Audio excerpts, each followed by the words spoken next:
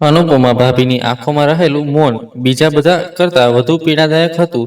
તે દરરોજ પોતાના અસ્તિત્વને કાબૂમાં રાખતી હતી, જાણે તેના શ્વાસ પણ હવે અમારા માટે ઋણ બની ગયા હોય. સવારે રસોડામાં ચા બનાવતી વખતે મમ્મી મોટેથી કહેતી કે શું કોઈ આની સંભાળ રાખવા માટે છે? આ બિલકુલ નકામું પડી ગયું છે. એવું લાગતું નથી કે રૂમમાં કોઈ મૃતદેહ રાખવામાં આવ્યો હોય. અને જ્યારે પણ હું ત્યાંથી પસાર થતો ત્યારે હું એક ક્ષણ માટે અટકી જતો. પછી હું મારી જાતને હલાવીને આગળ વધતો. અમે પણ તેની હાજરીથી પરેશાન થઈ રહ્યા હતા. જ્યારે તે વાત કરવાનો પ્રયાસ કરતી ત્યારે અમે એની અવગણના કરતા. તે અમારી સાથે વાત કરતી નહીં. તે કંઈક કહેવા માંગતી હતી, પણ તે તેના શબ્દો સંભાળે તે પહેલા જ અમે તેનું ગળું દબાવી દીધું. મારા મોટા ભાઈના મૃત્યુ પછી જાણે બધું બદલાઈ ગયું હોય તેવું લાગતું હતું. ઘરની શાંતિ, સંબંધોની વાર્તા અને ભાભીનો દરજ્જો બધું જ બદલાઈ ગયું. એક સમય હતો જ્યારે તે આ ઘરનો પ્રકાશ હતી. તેના હાસ્યનો અવાજ, સવારને નાસ્તો બનાવતી વખતે તેની દોડધામ અને રાત્રે બધાને સુવડાવતી તેની ધીમી પ્રાર્થના, બધું જ કોઈએ ભૂંસી નાખ્યું હોય તેવું લાગતું હતું. હવે તે ફક્ત પલંગ પર પડેલી અને શાંતિથી શ્વાસ લેતી એક વ્યક્તિ બની ગઈ હતી. તેની અંદર પણ કંઈક તૂટી ગયું હતું, અને તે તૂટી જવાથી અમારામાંથી કોઈને કોઈ અસર થઈ ન હતી, દેખાતી નહોતી, અથવા કદાચ અમે તેને જોવા માંગતા ન હતા. શરૂઆતમાં મમ્મીએ થોડા દિવસો સુધી તેની સંભાળ રાખી. પછી તે પણ ચિંતિત થઈ ગઈ. તેનો અવાજ કઠોર થઈ ગયો હતો, અને તેના હૃદયમાં કોઈ દયા નહોતી. ટોણા મારવા એ રોજિંદી દિનચર્યા બની ગઈ હતી. તે જે રોટલી ખાય છે તેનો અડધો ભાગ પણ પાછો આપતી નથી. તે અમારા ઘરમાં સલાહ ફેલાવે છે. હવે તે ફક્ત સૂઈ જાય છે, તે મળતી પણ નથી. આ શબ્દો અનુપમા ભાભીના કાનમાં ઝેર રેડવા જેવા હતા. પણ તે કંઈ કહેતી નહોતી. તે ફક્ત આંખો બંધ કરતી હતી અથવા મોં ફેરવી લેતી હતી. જે સાંભળવું હવે તેની ક્ષમતાની બહાર હતું. કદાચ એવું બન્યું હશે, અમને પણ તેના મૌનમાં ખરાબ લાગવા લાગ્યું હતું. જો તે કંઈક કહેતી તો તે વિચિત્ર લાગતું. તે બિલકુલ જવાબ આપતી નથી. જ્યારે અમે ટીવી પર જોરથી હસતા ત્યારે તે ફક્ત અમારી તરફ જોતી રહેતી. તેની આંખો અમને પૂછતી કે શું આપણે ખરેખર આટલા નકામા થઈ ગયા છીએ? અને જવાબ આપવાને બદલે અમે દૂર જોતા. તે વહેલી વ્હીલચેર પર બેસતી અને રૂમના દરવાજાની બહાર જોતી, એવી આશામાં કે કદાચ કોઈ આવશે, કદાચ કોઈ તેની વાત સાંભળશે. પણ અમે બધા વ્યસ્ત હતા, આપણી દુનિયામાં, આપણા મોબાઈલમાં, આપણા કામમાં, આપણા જીવનમાં. આપણે આપણા જીવનમાં તેની હાજરી ત્યારે જ યાદ આવી જ્યારે પણ તેમને ખાવાનું પૂછવાનું હોય કે કોઈ કામ હોય ત્યારે. તેઓ આવતા. એક દિવસ હું તેમના રૂમમાં દરવાજાની બહારથી પસાર થઈ રહ્યો હતો, અને મને અંદરથી થોડો અવાજ આવતો સાંભળવા મળ્યો. મને લાગ્યું કે કંઈક બંધ થઈ ગયું છે. પણ તરત જ મમ્મીનો અવાજ મારા મનમાં ગુંજવા લાગ્યો કે તે દોડ કરી રહી છે, જેથી અમને દયા આવે. અને મેં તે વિચાર મારા મનમાંથી કાઢી નાખ્યો. અમે બધા એક ચોક્કસ આદતમાં પડી ગયા હતા. અજાણતા જે વસ્તુ અમને સાંત્વના આપતી હતી તે અમને પરેશાન કરવા લાગી. તેમની પ્રાર્થનાઓ, તેમની રાહ જોવી અમને બોજ લાગવા લાગી. પછી એક દિવસ મમ્મીએ કંઈક બીજું વિચાર્યું. હું રસોડામાં હતો ત્યારે તેણીએ કડક અવાજે કહ્યું, આશીષ, આપણે તેને ક્યાં સુધી રાખીશું? તે કોઈ કામની નથી કે તે કોઈની સાથે વાત કરતી નથી. ગમે તે હોય, તે ભાગી શકતી નથી. તે ભાગ્યે જ બોલી શકતી હોય છે. આપણે તેનાથી પોતાને બચાવવા માટે આ કરીએ છીએ. મેં મારી માતા તરફ નજર ઊંચી કરીને. તેનો ચહેરો કડક હતો અને એનો અવાજમાં કોઈ દયા નહોતી. હું ચોંકી ગયો, જાણે કોઈએ મારી છાતી પર પથ્થર મૂક્યો હોય. એક ક્ષણ માટે મને લાગ્યું કે કદાચ તે ગુસ્સામાં આ કહી રહી હશે. પરંતુ જ્યારે તેણીએ આગળ કહ્યું કે રસોડામાં પેટ્રોલ રાખવામાં આવે છે, હવે આપણે ફક્ત રાતની જરૂર છે, ત્યારે એવું લાગ્યું કે જાણે મારી કરોડરજ્જુમાંથી શીતલહેર દોડી ગઈ. મેં તેને કંઈક કહેવા માટે મોં ખોલ્યું, પણ શબ્દો મારા ગળામાં ક્યાંક અટવાઈ ગયા. મારું મન બહેરું થઈ ગયું. હું થોડીવાર ચૂપ રહ્યો, પછી ધીમે ધીમે માથું હલાવ્યું. હા, ઠીક છે. અને આ નાની હાર મને ગુનેગાર બનાવી દીધી. હા, આમાં કોઈ દલીલ કે વિનંતી નહોતી. તે હાર હતી, અંતરાત્માનો હાર, માનવતાનો હાર. જાણે મમ્મીનું પાલન કરવું એ મારી ફરજ હતી. અનુપમા ભાભીનું મૃત્યુ એ ફરજની કિંમત હતી. તે રાત્રે અમે બધા રોજિંદા ભોજન પછી ચૂપચાપ બેઠા. મમ્મીએ વધારે કંઈ કહ્યું નહીં, પણ તેની આંખોમાં એક વિચિત્ર ચમક હતી. મેં ચા પીધી. હું ચા બનાવવાના બહાને રસોડામાં ગયો, પણ મારું હૃદય જોરથી ધબકતું હતું. જ્યારે મેં રસોડાની બારીમાંથી બહાર જોયું, ત્યારે એકદમ અંધારું હતું અને ભાભીનો ઓરડો એકદમ શાંત હતો, જાણે કોઈ શ્વાસ લેતું ન હોય. મેં ધ્રુજતા હાથે કપ પકડીને ચા બનાવી, પણ તે મારા હોઠ સુધી ન લઈ શક્યો. ગુનાની કડવાશ તે દિવસની ચામાં ઓગળી ગઈ હતી. જ્યારે બધા સૂઈ ગયા, મમ્મી મારા રૂમમાં આવી. તેના હાથમાં કંઈક હતું, કદાચ એ જ પેટ્રોલની બોટલ. તેને ફક્ત તૈયાર થઈ જા આશીષ, ચાલો આજે રાત્રે આ વાર્તા પૂરી કરીએ.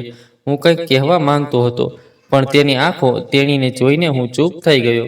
તે આંખોમાં એટલો વિશ્વાસ હતો કે તેણે મને જકડી લીધો. પછી અમે ધીમે ધીમે દરવાજો ખોલ્યો અને કોઈ અવાજ કર્યા વિના ભાભીના રૂમ તરફ આગળ વધ્યા.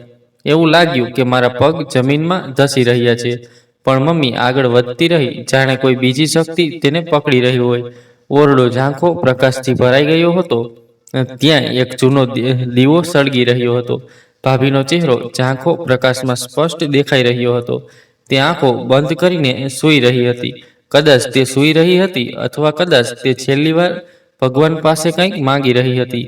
તેના ચહેરા પર એવી લાચારી હતી કે તેમાં એટલી શક્તિ પણ નહોતી. હવે ફક્ત પોતાને બચાવવા કે અવાજ ઉઠાવવા માટે જ બાકી હતું. મમ્મીએ ધીમે ધીમે દરવાજો બંધ કર્યો, જાણે કોઈ સામાન્ય કામ કરવા જઈ રહી હોય. તેણે બોટલનું ઢાંકણું ખોલ્યું અને કંઈ બોલ્યા વિના ભાભીના શરીર પર પેટ્રોલ રેડ્યું.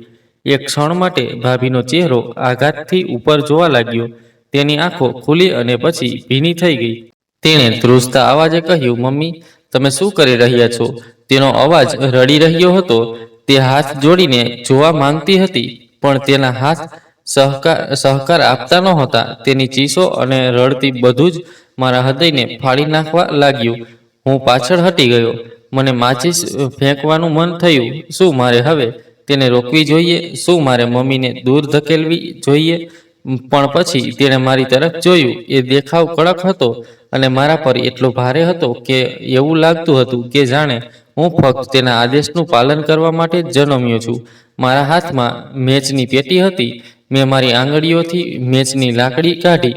મેં તેનું ઘસ્યું અને તે પ્રકાશિત થઈ ગઈ.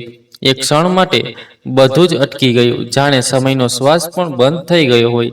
પછી મેં સળગતી મેચીસ લાકડી બારીમાંથી રૂમમાં ફેંકી દીધી. બીજી જ ક્ષણે આગ ભભૂકી ઉઠી. જ્વાળાઓ આકાશ તરફ ઉછળવા લાગી. ભાભીની ચીસો રૂમમાં ગુંજવા લાગી. મેં ચીસો એવી હતી જેણે આત્માને પણ હચમચાવી નાખ્યો. વાત ફક્ત શરીરને બાળવાની નહોતી, વાત ન્યાયની હતી, વાત મદદ માટે પોકારની હતી. અને અમારા મૌનની સૌથી મોટી સજા એ હતી કે અમે દરવાજાની બહાર ઊભા હતા. મમ્મીના ચહેરા પર મૌન હતું, જાણે તેમણે જીવનનો સૌથી ભારે બોજ પોતાની અંદરથી ઉતારી દીધો હોય. હું ત્યાં ઊભો હતો, પણ મારી અંદર કંઈક તૂટી ગયું હતું. રૂમની અંદર આગ વેગ પકડી રહી હતી. પડદા, પલંગ, કપડાં બધું જ બળવા લાગ્યું. ભાભીની ચીસો બંધ થતી નહોતી, પણ હજુ પણ મૌન વધુ ઊંડું થતું જતું હતું. અમે દરવાજા પર ઊભા હતા. ન તો કોઈએ દરવાજો ખોલ્યો કે ન તો કોઈ આવ્યું. અમે આગ ઓલવવાનો પ્રયાસ કર્યો. અમે વિચાર્યું કે એકવાર આગ ઓલવાઈ જશે પછી બધું જ ખતમ થઈ જશે, પણ અમને ક્યાંક શાંતિ ન મળી. જેમ જેમ આગ વધતી ગઈ, તેમ તેમ મારા અંદર એક અવાજ ગુંજવા લાગ્યો. શું આ એ જ સ્ત્રી નથી જેણે મારા ભાઈના મૃત્યુ પછી પણ અમારી સંભાળ રાખી હતી? શું આ એ જ નથી જેણે અમારી ખૂબ કાળજી રાખી હતી? બધું જ કર્યું અને અમને પ્રાર્થનાઓથી ભરેલું હૃદય આપ્યું. મેં તે અવાજ દબાવી દીધો, પણ તે વધુ જોરથી વાગતો ગયો. 2 કલાક પછી અમે અધીરાઈથી રાહ જોઈ. મમ્મી થોડા સમય પછી પાણી પીને રસોડામાંથી આવી, જાણે કોઈ સામાન્ય કામ કર્યું હોય. અને હું બારી પાસે બેઠો. મેં મારી આંખોમાં કંઈક છુપાવ્યું, પણ મારો આત્મા અંદરથી દુઃખી થઈ રહ્યો હતો. પછી આખરે જ્યારે ઓરડો સંપૂર્ણપણે શાંત થઈ ગયો, ત્યારે અમે દરવાજો ખોલ્યો. સામેનું દ્રશ્ય કોઈ આપત્તિથી ઓછું નહોતું. દિવાલો કાળી થઈ ગઈ હતી. છત પર ધુમાડો છવાઈ ગયો હતો. ફ્લોર પર સળગવાની ગંધ ફેલાઈ ગઈ હતી. પરંતુ જે વસ્તુ અમને રોકી રહી હતી તે રૂમની ખાલીપણું હતી. જ્યાં થોડીવાર પહેલા એક લાચાર સ્ત્રી હતી, પરંતુ હવે ત્યાં કંઈ બચ્યું ન હતું. પલંગ ખાલી હતો, દિવાલો ખાલી હતી, પર્સ ખાલી હતું, જાણે તે ક્યારેય ત્યાં નહોતી. મેં ઊંડો શ્વાસ લીધો. મમ્મી દિવાલની મદદથી પોતાનું સંતુલન બનાવવા લાગી. તેના હોઠ ફ્લોર પર હતા. તે ધ્રુજી રહ્યો હતો, પણ કંઈ બોલી શકતો ન હતો. પછી તેણે ધીમા અવાજે કહ્યું, આ કેવી રીતે શક્ય છે? હું પણ ત્યાં જ ઊભો હતો. તેના હાથમાં તાકાત ગાયબ થઈ ગઈ હતી. એવું લાગ્યું કે જાણે જમીન ધ્રુજી રહી છે.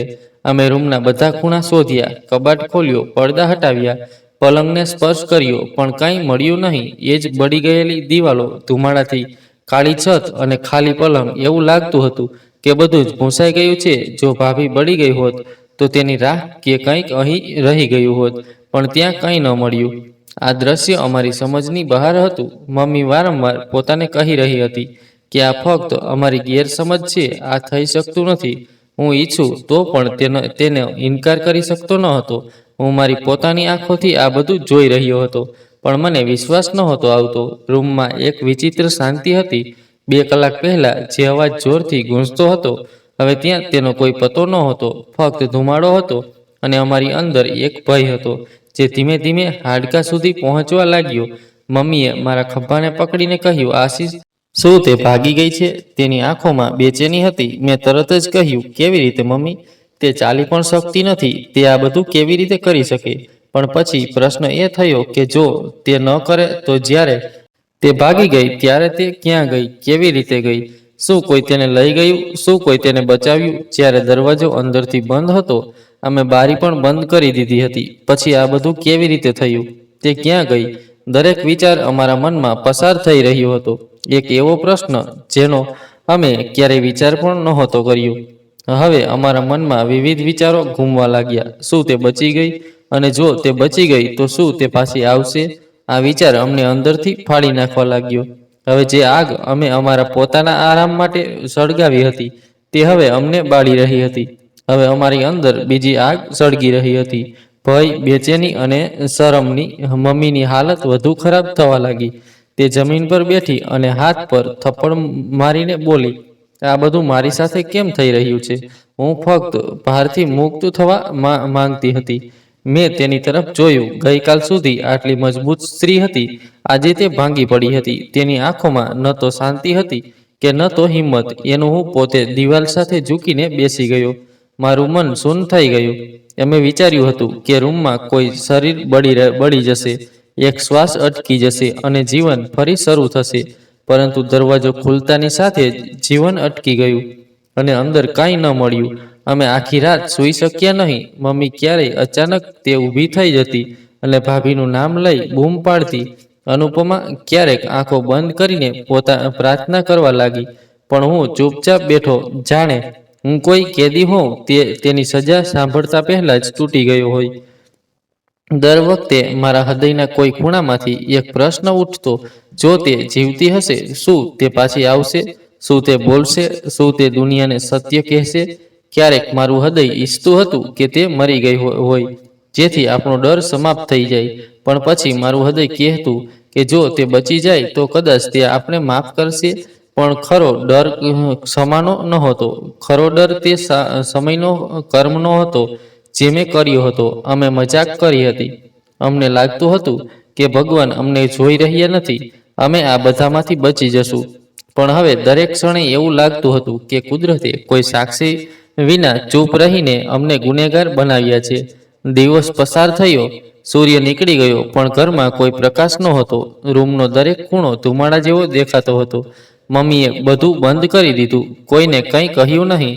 પડોશના લોકોએ થોડા અવાજ સાંભળ્યા હતો, પણ કોઈ જોવા આવ્યું નહીં. જ્યારે કોઈએ પૂછ્યું ત્યારે મમ્મીએ કહ્યું કે રસોડું ફક્ત ધુમાડાથી ભરેલું હતું, પરંતુ તેના અવાજમાં ગભરાટ સ્પષ્ટ હતો. જે વ્યક્તિ જૂઠું બોલતી વખતે અનુભવે છે એ અંદર છે. મેં આખી રાત મારી જાતને શાપ આપ્યો. મેં ચીસો હજુ પણ મારા કાનમાં મૌનની જેમ ગૂંજતી હતી. મેં ઓશિકામાં ચહેરો છુપાવીને મારી જાતને શાંત રાખવાનો પ્રયાસ કર્યો, પણ કંઈ બદલાયું નહીં. હું ઈચ્છવા છતાં એ રાત ભૂંસી ન શક્યો. એક ક્ષણ જ્યારે આગ સળગી રહી હતી અને ભાભીની ચીસો આકાશ સુધી પહોંચતી હતી. એક ક્ષણ હવે મારી અંદર કાયમ માટે કેદ થઈ ગઈ છે. થોડા દિવસો સુધી એવું લાગતું હતું કે અમને પોતાને વિશ્વાસ જ ન આવે. અમે દરેક ખૂણામાં, દરેક રૂમમાં ભાભીની હાજરી શોધતા રહ્યા, પણ તે સંપૂર્ણપણે ગાયબ હતી. પણ અમારી આસપાસ તેની હાજરી એવી હતી કે તેને બધું કહી રહી હતી. અમે વિચાર્યું કે આજે બધું બળી જશે, પણ ફક્ત આગની જ્વાળાઓ પાછળ રહી ગઈ હતી અને પ્રશ્નોનું તોફાન અમારી આસપાસ ફરતું રહ્યું. રાત્રે અમે રૂમના દરેક ખૂણામાં હાડકું, કાપડનો બળેલો ટુકડો, બંગડી કે કંઈક શોધવાની આશામાં શોધખોળ કરી પણ કંઈ મળ્યું નહીં. જાણે ક્યારેય ત્યાં હતું જ નહીં.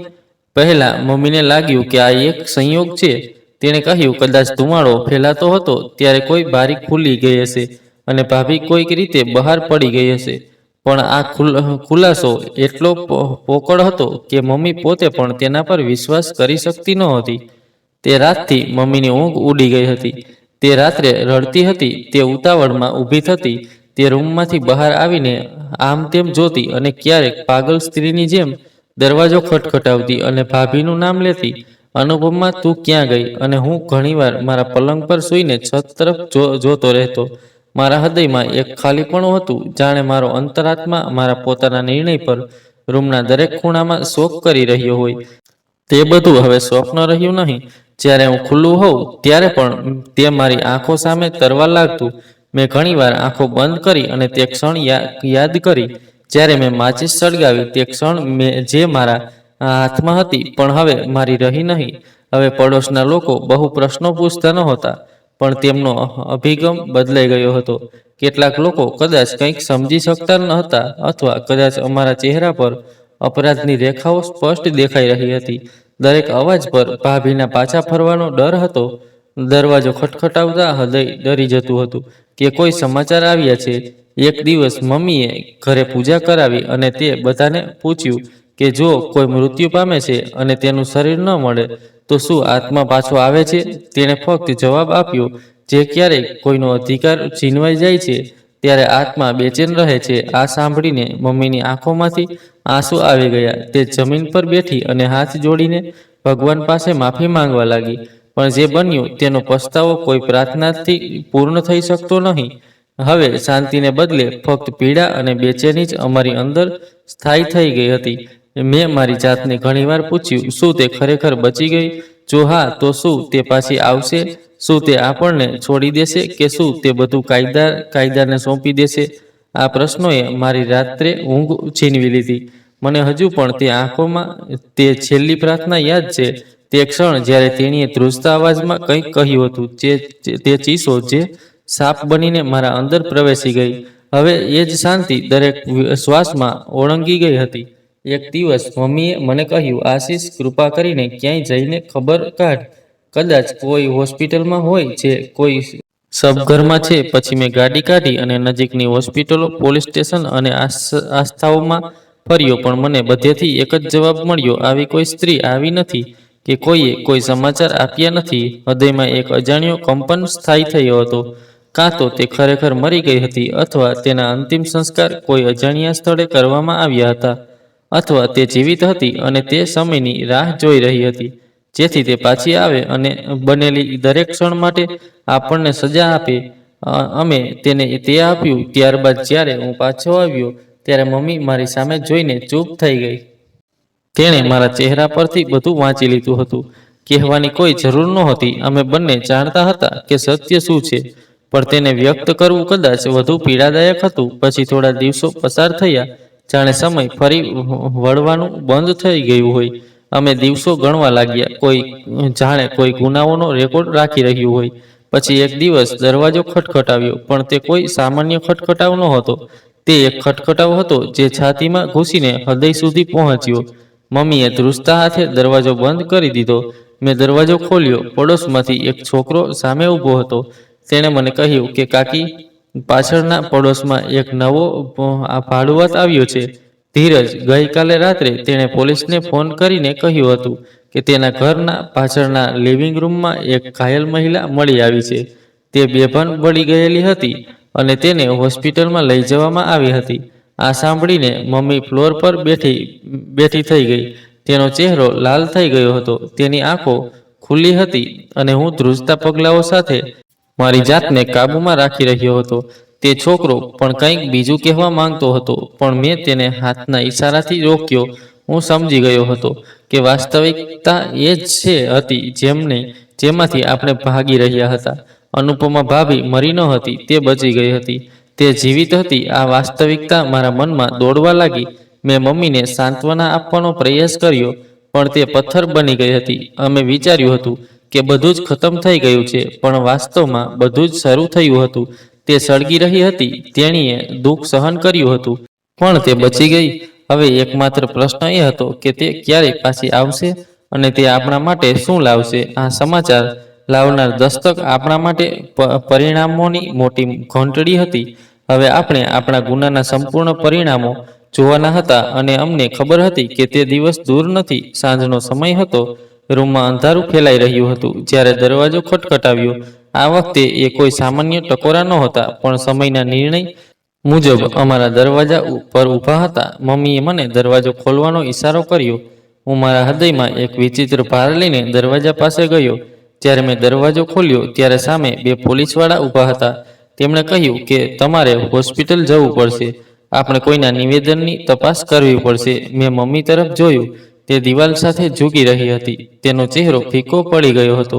મેં કંઈક પૂછવાનો પ્રયાસ કર્યો, પણ પોલીસવાળા તે પહેલા જ પાછા હટી ગયા. ગાડીમાં બેઠેલી વખતે મારું હૃદય એવું લાગ્યું કે જાણે તે મારી છાતીમાંથી બહાર નીકળી જવાનો છે. આખી મુસાફરી દરમિયાન મારા મનમાં એક જ પ્રશ્ન ગુંજી રહ્યો હતો, શું તે ખરેખર જીવિત છે? જો હા, તો તે કઈ સ્થિતિમાં હશે? જ્યારે અમે હોસ્પિટલ પહોંચ્યા ત્યારે મને એક વોર્ડમાં લઈ જવામાં આવ્યો. બહાર ધીરજ નામનો એક અજાણી વ્યક્તિ ત્યાં ઊભો હતો, જેને મેં પહેલા ક્યારેય જોયો ન હતો. તે શાંત ચહેરાવાળો ઊંચો માણસ હતો. તેની આંખોમાં એક વિચિત્ર ઊંડી ગંભીરતા હતી, જાણે તે બધું જાણતો હોય છતાં કંઈ બોલી રહ્યો ન હોય. પોલીસ અધિકારીએ મને કહ્યું કે આ તે માણસ છે જેણે અનુપમા ભાભીને બચાવી હતી, અને હું અવિશ્વાસથી તેની તરફ જોવા લાગ્યો. તેણે મારી સામે જોયું, જાણે હું એક ખુલ્લી કિતાબ છું જેના દરેક પાના પર ગુનો લખાયેલો છે. પછી તે કંઈ પણ બોલ્યા વિના અંદર ગયો. મને વોર્ડની બહાર રોકવામાં આવ્યો. મેં કાચની બારીમાંથી જોયું તો ભાભી સફેદ ચાદરમાં લપેટાયેલી હતી. તેના શરીરનો અડધો ભાગ પાટોથી ઢંકાયેલો હતો. તેના ચહેરા પર પીડાના પડછાયા હતા, પણ તેની આંખો ખુલ્લી હતી. તે સભાન હતી પણ જીવંત હતી, અને તે આંખોમાં એક વિચિત્ર આત્મવિશ્વાસ હતો. તે ધીરજ તેના પલંગ પાસે ઊભો હતો. તેણે તેનો હાથ પકડ્યો હતો, અને તેમાં છુપાયેલી સહાનુભૂતિ કોઈ અજાણી વ્યક્તિની નહોતી. એવું લાગતું હતું કે તેમાં કોઈ હેતુ છુપાયેલો છે. પોલીસ અધિકારીએ મને નજીક બોલાવ્યો અને કહ્યું, જ્યારે તેની ભાનમાં આવી ત્યારે તેણે સ્પષ્ટ કહ્યું કે આ બધું તમે લોકોએ કર્યું છે. તેણીએ તમારું અને તમારી માતાનું નામ લીધું. અમે તેનું નિવેદન નોંધ્યું છે. તે ક્ષણે મને એવું લાગ્યું કે મારા કાન સાંભળવાનું બંધ કરી દીધું છે. દુનિયાના બધા અવાજો ક્યાંક અદૃશ્ય થઈ ગયા હતા. હું ફક્ત મારા હૃદયના ધબકારા સાંભળી શકતો હતો. જ્યારે મેં પાછળ જોયું ત્યારે મમ્મી પણ હોસ્પિટલ પહોંચી ગઈ હતી. તેના ચહેરા પર શરમ અને ભયનો મિશ્ર છાંયો હતો, જાણે તે પોતે પણ માનતી ન હતી કે જે સ્ત્રી તેને લાચાર અને નબળી માનતી હતી તે આટલી મજબૂત બનશે. તે ધીરજ જેની સાથે તેણે મને જીવવાની આટલી શક્તિ આપી હતી. અમને ખબર પણ નહોતી. તેણે અમારી પાસેથી અમારી વાસ્તવિકતા છીનવી લીધી. જો તે ન આવ્યો હોત તો અનુપમા ભાભી અત્યાર સુધીમાં મરી ગયા હોત અને અમે બધા આદરણીય કહેવાતા. પરંતુ હવે વાસ્તવિકતા અમારી સામે હતી. પોલીસે કહ્યું કે ધીરજે રાત્રે કેટલાક અવાજો સાંભળ્યા હતા, અને પછી તે દિવાલ કૂદીને પાછળની બાજુએ પહોંચી ગયો. તે જોઈને જોઈ શક્યો નહીં, પરંતુ જ્યારે તેણે બારીમાંથી ડોકિયું કર્યું ત્યારે તેણે અનુપમા ભાભીને પીડાતી કણસથી જોઈ. તેણે બારી તોડીને તેને બહાર કાઢી. તેણે તેને કારમાં બેસાડી અને નજીકની હોસ્પિટલમાં લઈ ગયો. તેણે તેની સારવાર કરાવી અને કોઈને કંઈ કહ્યું નહીં. તે જાણતો હતો કે આ કોઈ અકસ્માત નથી, પણ એક કાવતરું હતું, એક ઊંડું ષડયંત્ર છે. ભાભી ભાનમાં ન આવી ત્યાં સુધી તેણે કંઈ કહ્યું નહીં. જ્યારે તેણી ભાનમાં આવી અને બધું કહ્યું ત્યારે તેણે તરત જ પોલીસને ફોન કરીને રિપોર્ટ નોંધાવ્યો. તેણે ભાભીને બચાવી જ નહીં, પણ તેને અવાજ પણ આપ્યો. તે અવાજ જે હવે આપણી સામે પડવાનો હતો. હું હોસ્પિટલમાંથી પાછા ફરતી વખતે ચૂપ રહ્યો. મમ્મી વારંવાર બધાને કહેતી રહી કે આ બધું જૂઠું છે, કોઈએ અમને ફસાવી દીધા છે, પણ તેનો અવાજ હવે પહેલા જેવો રહ્યો નહીં.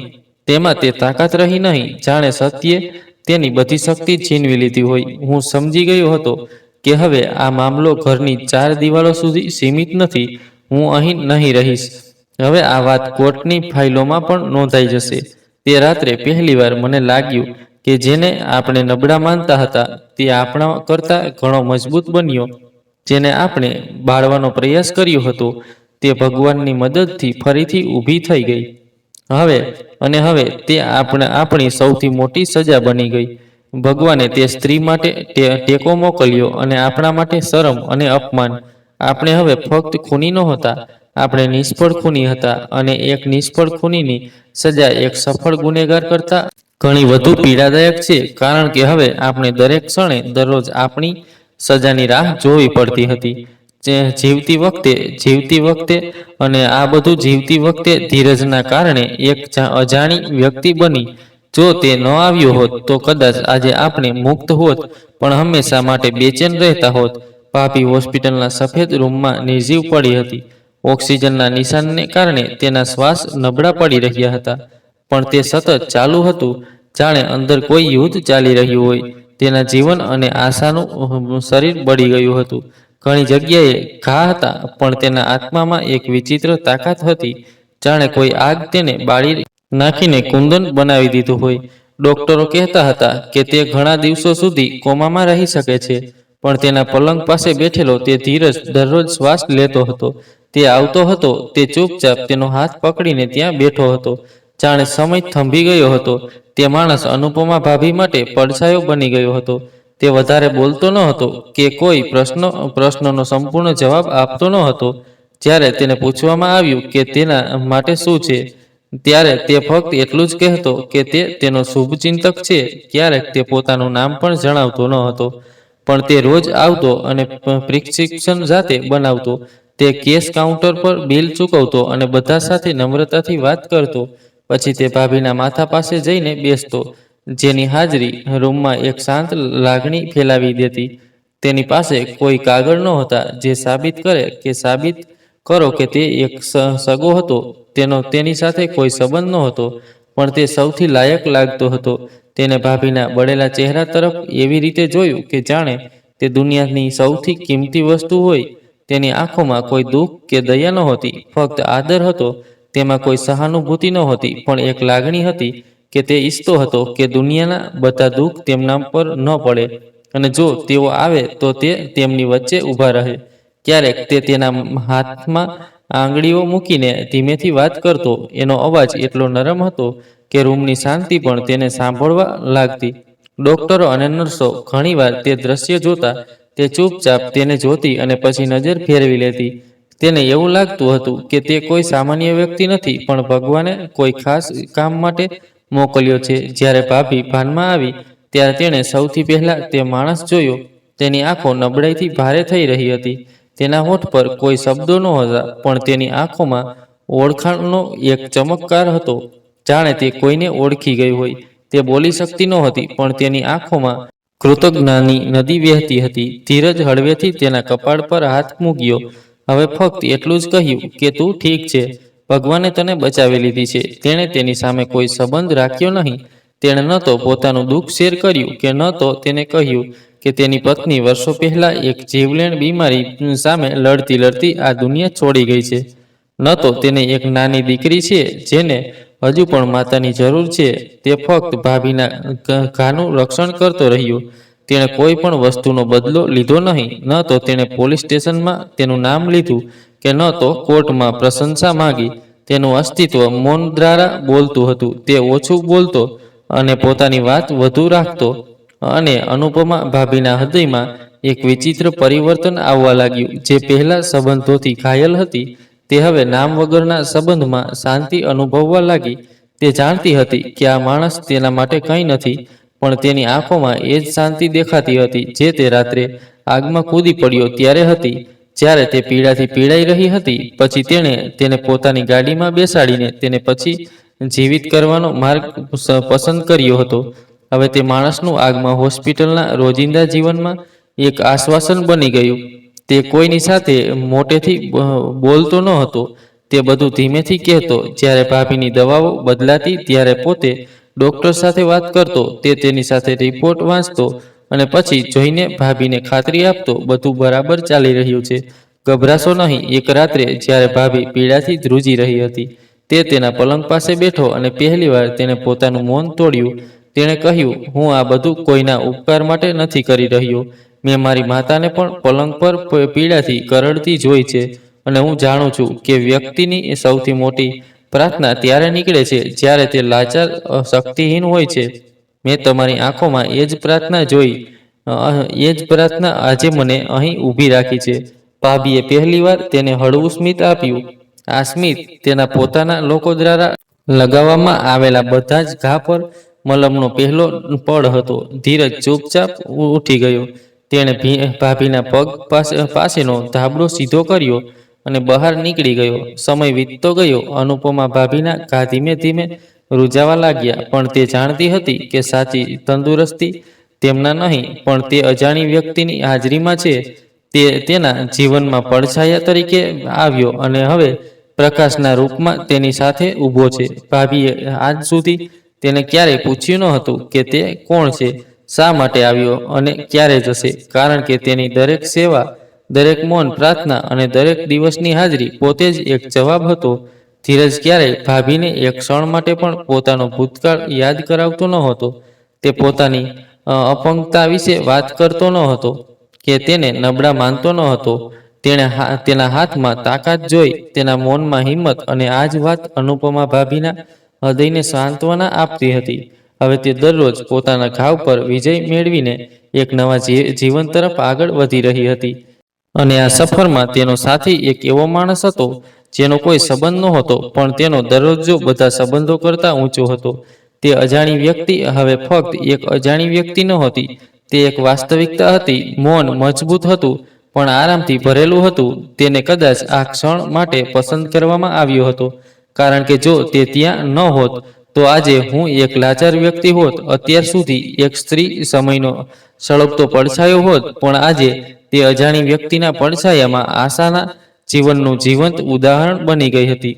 જ્યારે પોલીસની ગાડી અમારા દરવાજા પર આવી, ત્યારે એવું લાગ્યું કે જાણે અમારી દુનિયા અત્યાર સુધી ઢોંગ પર આધારિત હતી. મમ્મી એક ક્ષણમાં જમીન પર પડી ગઈ. બે પોલીસ અધિકારીઓ આવીને દરવાજા પર ઊભા રહ્યા. તેમના ચહેરા પર કોઈ સ્થિતિસ્થાપકતા નહોતી. તેમણે મમ્મી અને મને કેટલાક પ્રશ્નો પૂછ્યા અને પછી ચૂપચાપ આદેશ આપ્યો, તમારે બંનેએ અમારી સાથે આવવું પડશે. તે સમયે હૃદયમાં એક છેલ્લી આશા હતી કે કદાચ આ બધું ગેરસમજ છે, પણ અમે પગ મૂકતા પહેલા જ આશા ગાયબ થઈ ગઈ. અમને ખબર હતી કે સમય આવી ગયો છે. અમને ખબર હતી કે સમય આવી ગયો છે. પડોશીઓએ સજા ભોગવી. તે સમયે પડોશીઓએ પણ દરવાજામાંથી ડોકિયું કર્યું. કેટલાકે પોતાના બાળકોને અંદર જવા માટે મજબૂર કર્યા. કેટલાકે એકબીજાને કોણેથી ઈશારો કર્યો કે જે લોકો મમ્મીને એક આદરણીય સ્ત્રી અને મને એક ગંભીર છોકરો કહેતા હતા, તેઓ હવે પોતાની નજર ફેરવી રહ્યા હતા, જાણે અમને નગ્ન કરવામાં આવ્યા હોય. અમારી ગરિમા ચકનાચૂર થઈ ગઈ હતી.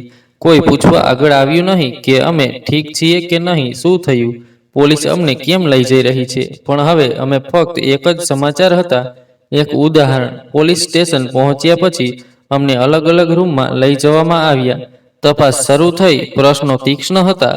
અવાજમાં કઠોરતા અને પુરાવાઓની હાજરીએ અમારા બધા ઇનકાર કરનારાઓને લાચાર બનાવી દીધા. મારી સામે રાખેલા દસ્તાવેજો, હોસ્પિટલના રિપોર્ટ, અનુપમા ભાભીનું નિવેદન અને ધીરજની જુબાની, આ બધાએ અમારા ગુનાના પગમાં એક પછી એક તિરાડો પાડવાનું શરૂ કર્યું. મેં પહેલા જૂઠું બોલવાનો પ્રયાસ કર્યો. મેં કહ્યું કે તે બધું અકસ્માત હતું, પણ પોલીસ અધિકારીએ મારી આંખોમાં જોયું અને કહ્યું, તે મહિલાના શરીર પરના ઘા ચીસો પાડી રહ્યા છે કે તે અકસ્માત નહીં પણ ગુનો હતો. જ્યારે મમ્મીને તેની પાસે લઈ જવામાં આવી, ત્યારે જ્યારે ગુનાની વિગતો કહેવામાં આવી, ત્યારે તેણે પણ પહેલા તેનો ઇનકાર કર્યો. પછી તે રડવા લાગી. તે વારંવાર કહેતી કે હું ફક્ત તેના માટે શ્રેષ્ઠ વિચારી રહી હતી. તે બોજ બની ગઈ હતી. આપણે શું કરી શકીએ? તેની લાચારી કોઈને મનાવી શકી નહીં. કાયદા સામે ખૂબ થાકી ગયા પછી પણ સળગવાની મંજૂરી નહોતી, અને કાયદો હવે જાગી ગયો હતો. તેણે લાચારીનો પડદો હટાવી દીધો હતો. ભાભીના આખા નિવેદનથી બધું સ્પષ્ટ થઈ ગયું. તેણે દરેક વિરામ સાથે બધું કહ્યું, અને મમ્મીએ તેના પર પેટ્રોલ કેવી રીતે રેડ્યું તે વિશે સંપૂર્ણ સત્ય કહ્યું. મેં કઈ ક્ષણે માચીસ સળગાવી કે આ અવાજમાં તેણે કેવી રીતે અમારી પાસે વિનંતી કરી હતી અને અમે તેની વિનંતીઓને કેવી રીતે અવગણી હતી. તેનું નિવેદન શબ્દો કરતાં તેની આંખો દ્વારા વધુ બોલ્યું અને રૂમમાં બધાને શાંત કરી દીધા. પછી ધીરજની જુબાનીએ કેસ પર મોહર મારી તેણે પોલીસને આગનો ફોટો, હોસ્પિટલ રિપોર્ટ અને તેના ઘરની પાછળની દિવાલ પર લગાવેલા સીસીટીવી કેમેરામાં રેકોર્ડ થયેલો વિડીયો આપ્યો. તેમાં આગની જ્વાળાઓ અને અમારી લાચારી સ્પષ્ટપણે દેખાઈ રહી હતી. હવે અમે ફક્ત મુશ્કેલો નહીં પણ ગુનેગાર હતા. કોર્ટમાં પહેલો દિવસ એક અલગ પ્રકારની ચિંતા લઈને આવ્યો. જ્યારે હું મુશ્કેલોના પાંજરામાં ઊભો હતો ત્યારે મેં મારી સામે બેઠેલા ચહેરાઓમાં ઘણા પરિચિત ચહેરાઓ જોયા. પડોશના કાકી, શાળાના શિક્ષકો અને બધાને વિશ્વાસ નહોતો આવતો કે જે લોકોને તેઓ સારા વર્તનવાળા અને સારા માનતા હતા તેમની વાસ્તવિકતા આટલી કાળી થઈ જશે. અને દરેક પસાર થતી ક્ષણ સાથે મારા હૃદયમાં એક ભાર વધતો જતો હતો. તે ભાર ગુનાનો નહીં પણ અફસોસનો હતો, કારણ કે હવે આપણે ગમે તે કરીએ આપણે સમયને પાછો ફેરવી શકતા નથી. ન્યાયાધીશ સમક્ષ ઘણા પુરાવા રાખવામાં આવ્યા હતા. ભાભી કોર્ટમાં હતી. તેના ઘા હજુ રૂઝાયા ન હતા પણ તેની નજર પહેલા પર હતી. તે તેના કરતાં વધુ મજબૂત હતી. તેણે મારી અને મમ્મી તરફ જોયું પણ નહીં. તેણે ફક્ત ન્યાયાધીશ સાથે વાત કરી, જાણે કે તેને સમજાયું હોય કે માનવતાને આગ લગાડનારાઓ સામે સહાનુભૂતિની અપીલ કરવામાં આવતી નથી. ન્યાયાધીશે કડક શબ્દોમાં કહ્યું કે આ ફક્ત એક સ્ત્રી પર ક્રૂરતા નથી, આ સમાજના અંતરાત્મા પર હુમલો છે, જે અપંગોને નબળા માને છે અને મહિલાઓને બોજ ગણીને તેમના અધિકારો છીનવી લેવા માંગે છે.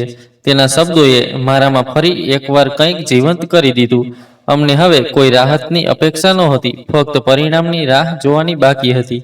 પડોશમાં સમાચાર વાત આગની જેમ ફેલાઈ ગઈ. હવે લોકો અમારા વિશે ખુલ્લેઆમ વાત કરવા લાગ્યા. જે લોકો અમારા ઘરે આવીને મિજબાનીઓ ખાતા હતા તેઓ હવે અમારા નામે પોતાના બાળકોને ડરાવવા લાગ્યા.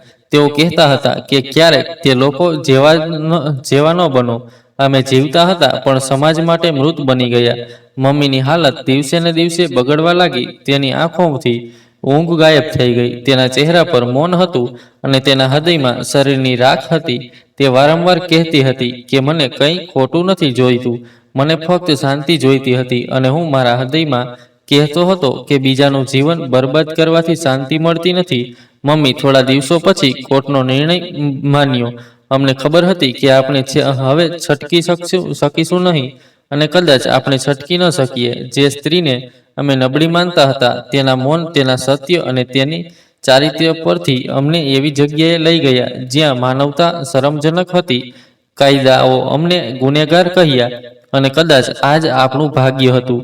જ્યારે ભાભીએ અમારી તરફ જોયા વિના, કંઈ પણ કહ્યા વિના અમારી અવગણના કરી અને પોતાના જીવન સાથે આગળ વધી ગયા.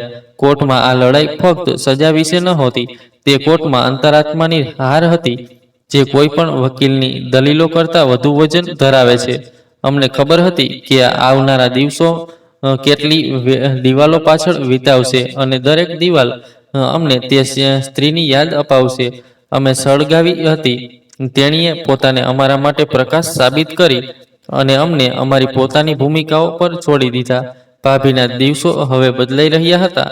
તેણી જે એક સમયે હોસ્પિટલના સફેદ પલંગ પર પોતાની ઓળખ ગુમાવી હતી, હવે તે ધીમે ધીમે જીવનમાં પાછી ફરી રહી હતી. તેના ઘા હવે તેણીને કુંવારી પીડા આપતા હતા. તેનો નિર્ણય તેના દુખાવા પર જીત મેળવતો હતો.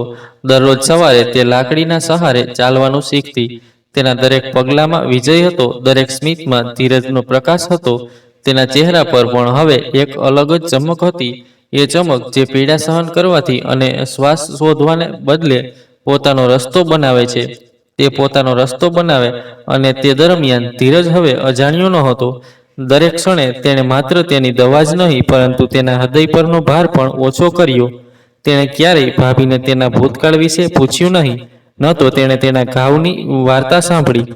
બધું જાણ્યા પછી પણ તેણે ચૂપ રહેવાનું પસંદ કર્યું. તેને ફક્ત આગના સમયની ચિંતા હતી. તેના મૌનમાં આદર હતો અને તેના વર્તનમાં સ્થિર વિચાર હતો. ભાભીએ ક્યારેય પૂછ્યું નહીં કે તે તેના માટે બધું કેમ કરી રહ્યો છે. તે કંઈ કરી રહ્યો છે તે જાણતી હતી.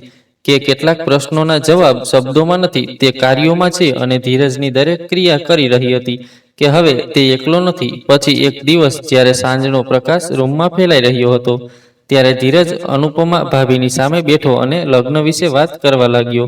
હું તને મારા જીવનમાં સિવાય કોઈ જગ્યાએ સ્થાન આપવા માંગતો નથી. જો તું સંમત થાય તો હું ઈચ્છું છું કે તું મારી પત્ની બને. તે ક્ષણે સમય થંભી ગયો.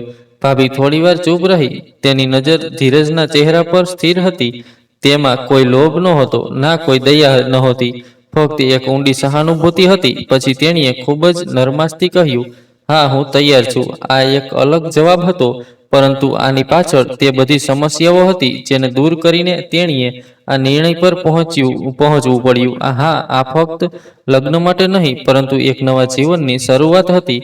ખુશીની પહેલી સાસુ આ લગ્ન બીજા કોઈ લગ્ન જેવું નહોતું. કોઈ સરઘસ નહોતું, કોઈ બેન્ડ નહોતું, કોઈ ગાવાનું અને નૃત્ય નહોતું. ફક્ત બે લોકો, આદર અને ઈરાદા પૂરતા હતા. લગ્ન પછી જ્યારે ભાભી તે પુરુષ સાથે ઘરની બહાર નીકળી, ત્યારે તે ફક્ત એક પુરુષ સાથે નહીં, પણ એક આદરણીય સંબંધ સાથે બહાર નીકળી. ધીરજ એ પોતાની નાની દીકરીનો હાથ ભાભીને આપ્યો અને કહ્યું, હવે આ એ તારી શ્રદ્ધા છે. નાની દીકરી પહેલા તો થોડી ડરી ગઈ, પણ જ્યારે ભાભીએ નીચે ઝૂકીને તેને ગળે લગાવી, ત્યારે એવું લાગ્યું કે જાણે તેને કોઈ માતાનો ખોળો મળ્યો હોય. ભાભીએ પણ પહેલીવાર કોઈને આટલા પ્રેમથી ગળે લગાવ્યા. તેની આંખોમાંથી આંસુ વહી ગયા, પણ એ આંસુ દુઃખના નહોતા, એ કૃતજ્ઞતા અને રાહતના હતા. એ માસૂમ બાળકને ગળે લગાવીને તેણે પોતાના બધા જોખમો પાછળ છોડી દીધા. આજે એ ફરી કોઈ માટે મહત્વપૂર્ણ હતી. એ કોઈની જરૂરિયાત હતી, કોઈની પ્રાર્થના હતી. નવા ઘરમાં પગ મૂકતી વખતે અનુપમા ભાભીએ કહ્યું, તેણીએ ક્યારેય પાછળ વળીને જોયું નહીં. તેણી ગઈ રાતના જીવનને છોડી ગઈ, જ્યાં તેનો પાયો નફરત અને સ્વાર્થ પર નાખ્યો હતો. નવા ઘરની દરેક દિવાલ પર, દરેક ખૂણા અને નવા પ્રકાશથી ભરાઈ ગયો. જ્યારે ધીરજ તેણીને નામથી બોલાવી શકતો હતો, હવે તે ફક્ત તેનો સાથ નહોતો, પણ તેનો પડછાયો બની ગયો હતો. તેને અનુપમા ભાભી માટે દરેક સુવિધાની વ્યવસ્થા કરી. તે ફિઝિયોથેરાપીથી લઈને આરામ સુધીની તેની દરેક જરૂરિયાતને સમજતો હતો. તેણે ભાભીને સમય આપ્યો. તેણે તેને ક્યારેય નબળાઈ અનુભવવા દીધી નહીં. તે જાણતો હતો કે જે સ્ત્રી ઘાયલ થઈ હોય, તેનો સૌથી પ્રથમ તેનું ગૌરવ પાછું મેળવવાનું જરૂરી છે. તે ક્યારેય પોતાને મહાન સાબિત કરતો નથી. તે હંમેશા એક ડગલું પાછળ રહે છે અને અનુપમા ભાભીની ઈચ્છાઓનો આદર કરે છે. જ્યારે ભાભીને પહેલીવાર ટેકા વગર ચાલવાની તક મળી, ત્યારે તે દૂર ઊભો હતો અને તાળીઓ પાડી રહ્યો હતો, જાણે તે ભાભીની જીતની ઉજવણી કરી રહ્યો હોય. સમય જતાં ભાભીએ પોતાને શાંત કરી. બાળકોના શિક્ષણથી લઈને રસોઈ સુધી તેણીએ દરેક કાર્યમાં એ જ મહેનત કરી જે તેણીને એ પહેલા એક ઘરમાં કરી હતી, જ્યાં તેણીને સળગાવી દેવામાં આવી હતી. હવે ફરક એટલો હતો કે આ ઘરમાં તેના નામનો આદર દિવાલ પર લટકાયેલો હતો. કોઈ શંકાનો પડછાયો નહોતો. અનુપમા ભાભીનું જીવન હવે કડવાશથી ભરેલું નહોતું.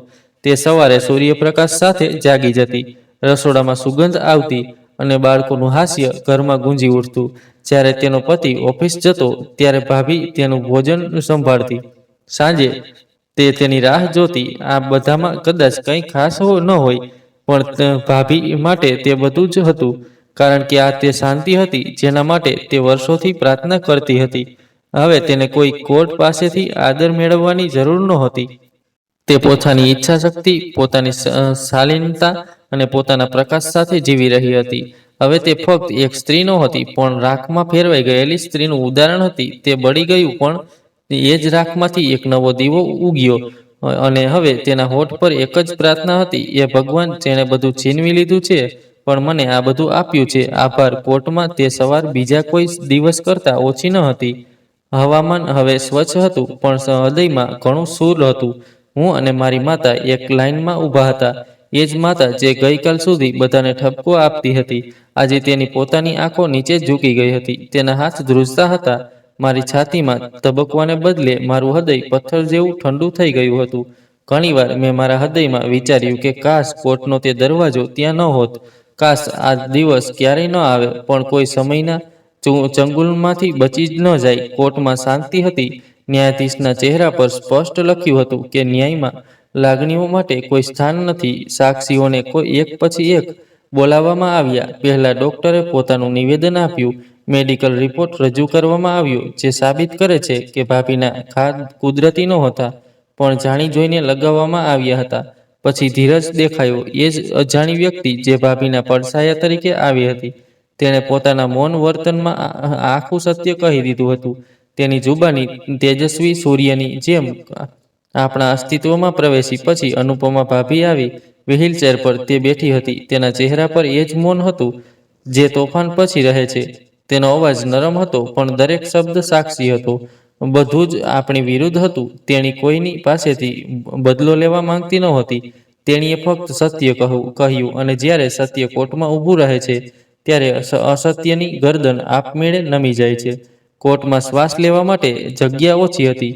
ન્યાયાધીશ સાહેબે ચુકાદો આપતા પહેલા અમારા ચહેરાઓ ધ્યાનથી જોયા અને થોડીવાર મૌન રહ્યા પછી કહ્યું કે આ સ્ત્રી ચોક્કસપણે અપંગ હતી, પણ તમે સૌથી મજબૂત નીકળ્યા. અમારા હૃદય અંધકારથી ભરેલા હતા અને તેની ધીરજ પ્રકાશ પામી. ન્યાયાધીશ: હું તેને મોડી મળી, પણ મને મળી. આ શબ્દો અમારી છાતી પર થોડાની જેમ ગુંજ્યા. અમને સજા ફટકારવામાં આવી. મમ્મીને આજીવન કેદની સજા ફટકારવામાં આવી અને મને 13 વર્ષની સજા ફટકારવામાં આવી.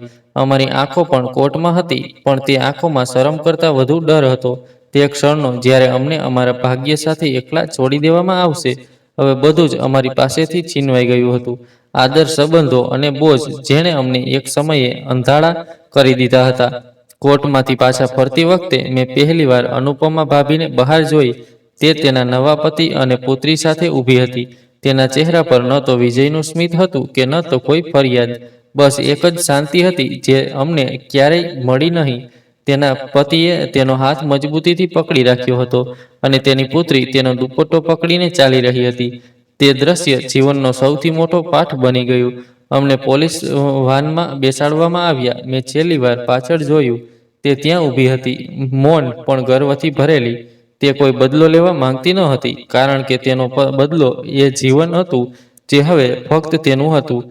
અને અમારો અંત ફક્ત જેલ નહોતો, પણ એકલતા હતી જે હવે આપણી અંદર હતી અને કદાચ જીવનભર રહેશે. જેલમાં દિવસ અને રાત એક સરખા થઈ ગયા. મમ્મી હવે તે ખૂબ જ નબળી પડી ગઈ હતી. તેનો એ અવાજ જે પહેલા ઘરમાં બધાને બદલાવી દેતો હતો, તે હવે પોતાને ગૂંગળાવી નાખતો હતો. અમે અંદરથી સડવા લાગ્યા હતા. સમય પોતે જ એ સત્ય બહાર લાવ્યો જે અમને દબાવી દીધું હતું. અમે દરરોજ અમારા પાપો વિશે વિચારીને જીવવા લાગ્યા. બહાર જીવન આગળ વધી રહ્યું હતું, પણ અમે સમયના પાંજરામાં કેદ હતા. અમને હવે સમજાયું હતું કે અપંગ હોવું એ શરીરનું નહીં, પણ ભાઈનું છે. અમે જે પોતાનો સંપૂર્ણપણે સારા માનતા હતા, તે ખરેખર અધૂરા નીકળ્યા. અને તે જે અમને બોજ જેવી લાગતી હતી, આજે તે સમાજ માટે એક ઉદાહરણ બની ગઈ છે. ભગવાનના નિર્ણયમાં વિલંબ થઈ રહ્યો છે. તે ચોક્કસપણે થાય છે, પરંતુ અંધકાર કાયમ રહેતો નથી. ધીરજ ભાભીની બચાવી અને અમને તે સજા અપાવી એ અમારા ભાગ્યમાં હતી. હવે અમે પસ્તાવાનું ઉદાહરણ બની ગયા હતા, અને તે આદરનું પ્રતીક. અમે ક્રૂર હતા અને ભગવાનને પ્રાર્થના કરતા વર્ષો આમ જ પસાર થઈ ગયા. પરંતુ ભાભીની વાર્તા ત્યારે એક નવી શરૂઆત કરતી હતી. જ્યાં અમને લાગતું હતું કે તેનો અંત આવી ગયો છે, તે એક સમયે એક રૂમમાં બંધ વિકલાંગ મહિલા હતી. આજે તે એક દીવો હતી. આશા એક પ્રકાશ ફેલાવી વ્યક્તિ. તે હવે એક NGO ચલાવતી હતી. તેનો હેતુ વિકલાંગ અને લાચાર મહિલાઓને ટેકો આપવાનો હતો, તેમને માન આપવાનો અને તેમને સ્વતંત્ર આપવાનો હતો, જીવવાનો અધિકાર આપવા માટે. તે NGO એક નાના ભાડાના ઓરડાથી શરૂ કરવામાં આવી હતી, જ્યાં ફક્ત 5 મહિલાઓ હતી. પરંતુ ભાભીએ કોઈ મોટા સ્ટેજ પર કે અવાજ વિના કામ કરવાનું શરૂ કર્યું. તેણીએ દરેક ઘાને મલમમાં ફેરવી દીધું.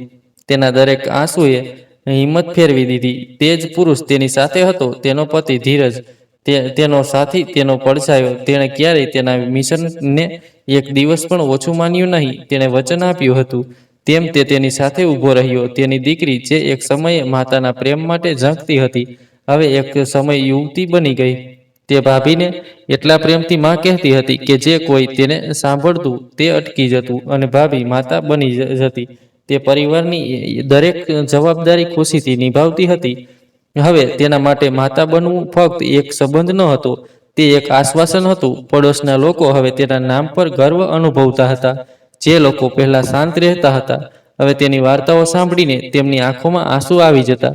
જે સ્ત્રીને નબળી નાખવામાં આવી હતી, તે હવે પ્રકાશ ફેલાવી રહી હતી. તે તેના એનજીઓમાં આવતી અને નવી છોકરીઓને કહેતી, મને ક્યારેય લાગતું કે જીવન સમાપ્ત થઈ ગયું છે, પરંતુ જ્યારે ભગવાન બચાવે છે ત્યારે તે ફક્ત જીવન જ નહીં પણ માન પણ પાછું આપે છે. તેના શબ્દોમાં ન તો દુઃખની તીવ્રતા હતી કે ન તો બદલાની કડવાશ. ફક્ત અનુભવ, વજન અને સત્યનો પ્રકાશ હતો. જે છોકરીઓએ હાર માની લીધી હતી, તેમને હવે તેમની વાત સાંભળીને શાંતિ મળી. ભાભી તે બધાને પડછાયો અને એક ઉદાહરણ બની ગઈ. જે એક સમયે તેમને બોજ માનતી હતી, તેમના પતિએ તેમની સફળતા પર શાંતિથી સ્મિત કર્યું અને તેમના માટે તે કર્યું જે કોઈએ તેમના માટે ક્યારેય કર્યું ન હતું. તેમને સ્વીકારીને મૌન રહીને જીવન ત્યાં સમાપ્ત થયું નહીં જ્યાં અમે વિચાર્યું હતું. વાસ્તવિક શરૂઆત ત્યાં થઈ જ્યાં અમે તેમને મારવાનો પ્રયાસ કર્યો. તે સ્ત્રી જે બળી ગઈ હતી, હવે રાખમાંથી ફરી જીવિત થઈ અને તેમનું જીવન ભગવાનની શક્તિનો સૌથી મોટો પુરાવો હતો. ધીરજ, સત્ય અને પ્રાર્થના, આ તે છે જેણીએ તેવી શક્તિ હતી જે દરેક જુલમને દૂર કરી શકતી હતી. અને ભાભી હવે એક વાર્તા નહીં પણ એક તારીખ હતી. અને તેના જીવનની સૌથી સુંદર વાત એ હતી કે તે પરિણામથી ડરતી ન હતી. તેણે એક નવી શરૂઆત પસંદ કરી અને ભગવાને તેને એક મુકામ આપ્યો. અનુપમા ભાભી હવે ફક્ત એક નામ નહોતી, તે એક આશા હતી, એક અવાજ જે દરેક તૂટેલી સ્ત્રીના હૃદયને ફરીથી આશ્વાસન ભરી દે છે. તેની પાસે સંપત્તિ નહોતી, પરંતુ તેની પ્રાર્થનાઓએ એટલી ભરેલી હતી કે દરેક છોકરી માટે મસીહા જેવી લાગતી હતી. તેને જોઈને કોઈ માનતું ન હતું કે આ સ્ત્રી એક સમયે લાચાર હતી. આ તે ચહેરો હતો જે ભૂંસાઈ ગયો હતો. તેને જીવન આપવાનો પ્રયાસ કરવામાં આવ્યો. આ તે જીવન હતું જેને બોજ કહેવામાં આવ્યું હતું. હવે તે જીવન બીજાઓનું જીવન બની ગયું હતું. સ્ત્રીઓ તેના એનજીઓમાં ફક્ત કામ શીખવવા માટે જ નહીં પણ જીવવાનું શીખવવા માટે પણ આવતી હતી. અનુપમા ભાભીનો રૂમ હંમેશા ખુલ્લો રહેતો. કેટલીકને સલાહ જરૂરી હતી, કેટલીકને ગળે લગાવવાની, રડવા માટે જગાડવાની જરૂર હતી, અને કેટલીકને ફક્ત ખાતરી આપવાની જરૂર હતી કે તેઓ એકલા નથી. ભાભી કોઈને નાનું માનતી ન હતી કે તે પોતાને શ્રેષ્ઠ દેખાડતી ન હતી. તે દરેક છોકરી સાથે એવી રીતે બેસતી હતી જેમાં માતા તેની પુત્રી સાથે બેસે છે. ક્યારેક તે ચા પીતી વખતે તેની વાર્તાઓ કહેતી, ક્યારેક તે ચૂપ રહેતી અને કોઈની વાત સાંભળતી. દરેક અઠવાડિયામાં એકવાર તે બળી ગયેલી સ્ત્રીનો જૂનો ફોટો બતાવતી અને કહેતી કે આ હું છું જ્યારે મને લાગતું હતું કે હવે બધું સમાપ્ત થઈ ગયું છે. અને પછી જ્યારે હું મારી જાતને કહેતી કે હવે મારે ફરી શરૂઆત કરવી પડશે, ત્યારે હું છું. અને એક છોકરીની આંખો ચમકી ઉઠતી. તેમની પાસે કોઈ પુસ્તકીય ડિગ્રી નહોતી, પણ જીવનને તેમને એવો અનુભવ બનાવ્યો હતો. દરેક શબ્દ સીધો તેમના હૃદયમાં જશે. તેની પુત્રી હવે એનજીઓમાં તેના જેવા બીજાઓને શીખવતી હતી. તે કહેતી હતી કે મારી માતા મારી સૌથી મોટી શિક્ષિકા છે. હવે જ્યારે પણ પડોશમાં કોઈ છોકરી મુશ્કેલીમાં હોય ત્યારે માઈ કહેતી કે ચાલો તને અનુપમા ભાભી સાથે પરિચય કરાવીએ. હવે તેમના ઘરનું નામ ઘર નહીં પણ આસિયાના હતું, અને તેનું નામ સ્ત્રીઓની જીભ પર પ્રાર્થના જેવું હતું. સમય લેતો હશે, પણ તેને તે સ્થાન આપ્યું જે ભાગ્યે જ કોઈને મળે છે. તેણે ન તો બદલો લીધો કે ન તો દોષ આપ્યો. તેને સમયને યોગ્ય જવાબ આપ્યો. અને ભગવાન તે કેવી રીતે ન આપી શકે જ્યારે તેના દરેક વિશ્વાસ, કૃતજ્ઞ અને દરેક શબ્દમાં હિંમત હતી. હવે ભાભી ફક્ત એક ચહેરો નહોતી, હવે તે એક એવો રસ્તો હતો જેની પાછળ સેંકડો પગ ડર્યા વિના ચાલી રહ્યા હતા. અને પછી સમય અંતિમ વળાંક લે છે. હવે ભાભીના જીવનમાં કોઈ ઈચ્છા બાકી નહોતી, કોઈ ફરિયાદ નહોતી. કોઈ ફરિયાદ તેના ચહેરા પર એક શાંતિ હતી જે ફક્ત તે જ લોકોને મળે છે જેમણે પોતાને માફ કરી દીધા છે અને બીજાઓને પોતાના જેવા જોયા છે. હવે એ દિવસો ગયા જ્યારે કોઈનું રડવું તેને પરેશાન કરતું હતું. હવે તે પોતે બીજાઓ માટે પ્રાર્થના બની ગઈ હતી. જે કોઈ તેની પાસે આવતું, તેનું દુઃખ આપોઆપ હળવું થઈ જતું. તે કહેતી હતી કે મેં બધું ગુમાવીને બધું મેળવ્યું છે. હવે મને કોઈની પાસેથી કંઈ પણની જરૂર નથી. હું ફક્ત ભગવાનને પ્રાર્થના કરું છું કે બીજી કોઈ સ્ત્રી મારા જેવી પરિસ્થિતિમાં પસાર ન થાય. તે જે એક ઘર હતી, તે એક ઘરના દરવાજા સાથે બંધાયેલી સ્ત્રી હતી. હવે તે દુનિયાનો પ્રકાશ બની ગઈ હતી. અને તેની સૌથી મોટી જીત હતી કે તેણે ફક્ત પોતાની હાર સહન કરી નહીં, પરંતુ તેમાંથી એક નવો રસ્તો બનાવ્યો, જેમાં બીજાઓ માટે સ્થાન હતું, આશા અને હિંમત હતી. તેની વાર્તા ત્યાં સમાપ્ત થઈ જ્યાં ઘણી વાર્તાઓ શરૂ થાય છે, પરંતુ એકમાત્ર ગર્વ એ હતો કે તે બળી ન હતી.